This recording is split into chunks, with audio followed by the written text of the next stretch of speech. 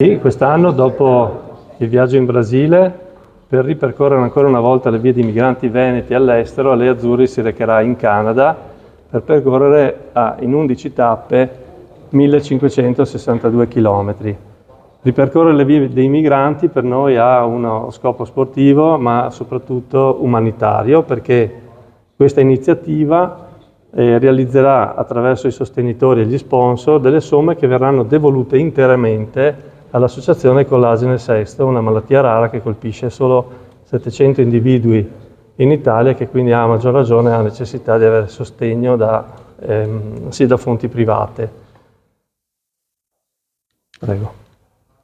E quali saranno le tappe e che cosa vi aspettate da questo viaggio?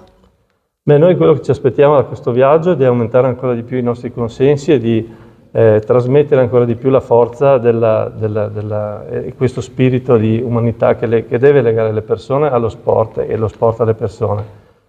Le tappe saranno 11, non ve le dico tutte, ma le 3 tappe fondamentali, partendo da Toronto per arrivare a Montreal e poi ritornare, passando per Ottawa, dove in queste 3 città avremo degli incontri con i vari consolati esteri degli italiani all'estero, proprio per ricordare quelle che sono state le fatiche dei nostri migranti, che un po' sono, che assomigliano un po' anche alle fatiche dello sport che faremo noi percorrendo circa 150-160 km al giorno in bicicletta. Un viaggio all'insegna della solidarietà, ma anche della cultura. Sarà possibile seguirvi in diretta o comunque al vostro ritorno farete, non so, un'iniziativa per raccontare quale testimonianza avete raccolto? Entrambe le cose, nel senso che noi abbiamo creato 2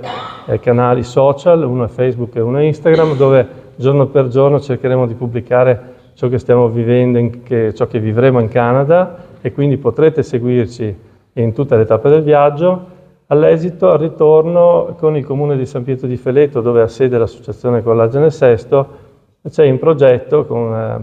una festa nella quale racconteremo questo viaggio, alla quale parteciperanno tutti i sostenitori, compresi i sindaci dei 5 comuni che ci sostengono, cioè Conegliano, che hanno patrocinato questo evento, cioè Conegliano, Treviso, San Pietro di Feleto, Mareno di Piave e Senale della Battaglia, e Mogliano Veneto, pardon. Quindi ci sarà questa festa dove racconteremo un po' il viaggio e dove tutti potranno partecipare.